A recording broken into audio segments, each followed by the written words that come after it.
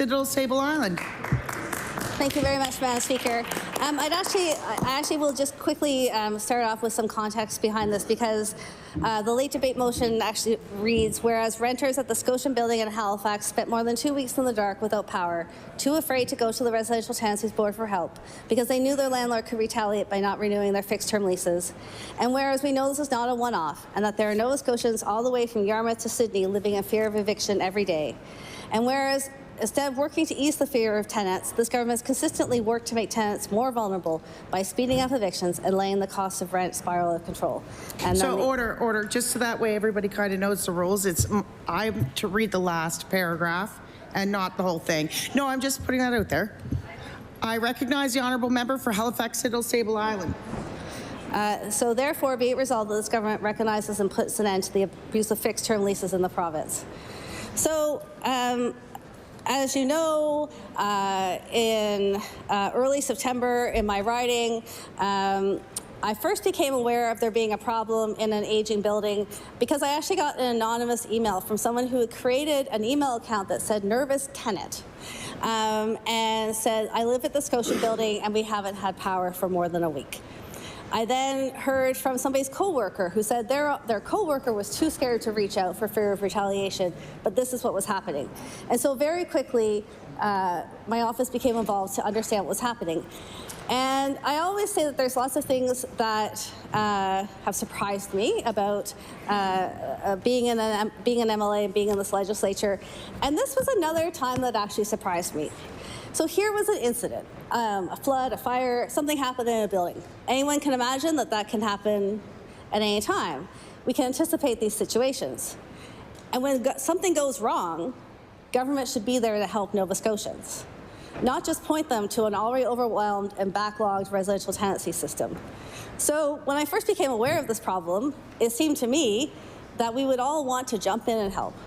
I did reach out to the landlord, the owner of the property company, who was not interested and it was quite dismissive. But that's okay. I mean, they can do what they want because we have laws in Nova Scotia to protect vulnerable Nova Scotians. And particularly the loss of power for more than a week.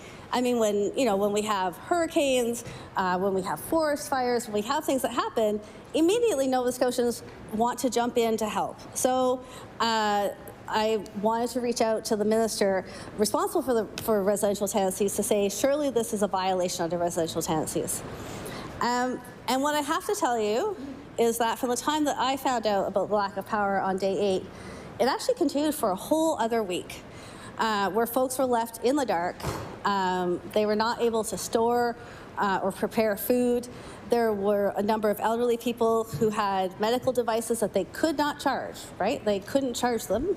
And as well, people who had home offices couldn't work from their home office and were losing contracts. So this seemed clearly unjust and clearly why we have laws to protect people. But you know, it didn't work. The system did not work at all for the residents of the Scotian building. So first of all, there were 4 different instances where people contacted the Residential Tenancies Division by phone and were basically dissuaded from launching a complaint. That they couldn't do anything about the lack of power, that they were on fixed-term leases, so they better be careful because the landlord can kick them out.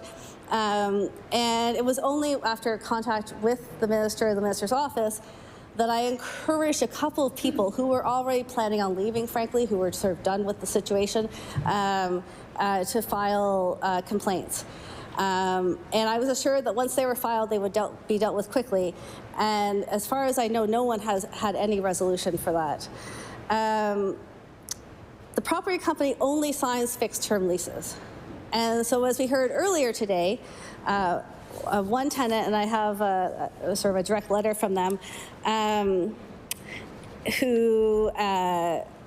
whose apartment was sort of the epicenter of the destruction. Their lease is set to expire on January 1st. And they've been told that if they don't sign a new fixed-term lease by the end of September, that they will be facing eviction. She's been sleeping on a couch at a friend's since August because of this poor maintenance. The the property company wanted people to rely on their tenant insurance, but then didn't provide them with the right information to apply for that. Took September 1st rent, took October 1st rent, and again, this our rental system is failing renters. It places them in situations of extreme vulnerability. I could not believe that people sat on their power outage for an entire week without contacting me for help. They also hadn't contacted Halifax City or 311 because they were concerned that when the fire inspectors came in, that they would close down the building, and then where would they go? So people were very scared. This is very real. There were dozens of people who were too scared to ask for help. I don't think any of us want that. I think that we think of Nova Scotians as, being ready to help. I think we're a province that is unfortunately all too accustomed to having different types of power outages. And we know how we normally respond to those as a community. And this didn't happen. The fixed term lease loophole is now being used as the primary lease in Nova Scotia. And leaving it open as it is a major failure by this government. This loophole allows landlords to refuse to renew the lease. They can bring in a new tenant. They can circumvent the rent cap.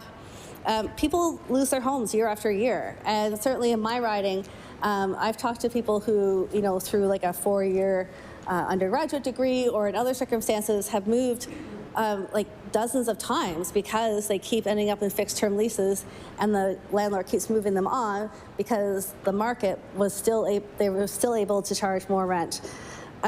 You can't put down roots in the community if you're moving constantly.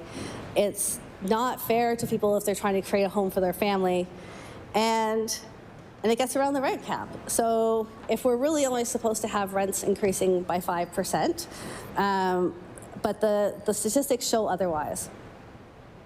And this is on top of the cost of living crisis. Nova Scotians are struggling to pay for bills, keep getting more expensive. Rent is no difference. And people are really struggling to afford the basic necessities and to make choices about how to live in Nova Scotia. This is why we need real rent control that would protect renters from facing huge rent increases each year. It would be a reasonable approach to supporting the landlord-tenant relationship, and if, along with closing the fixed lease loophole, would begin to give people more security of tenure in their homes. I think, like I said, I really was surprised that, essentially once we found out that we had families living in the building, trying to get kids off to school without power, once we found out that there were elderly folks who, of course, were unable to leave their apartments, especially at night, because the hallways were dark. There was no emergency lighting.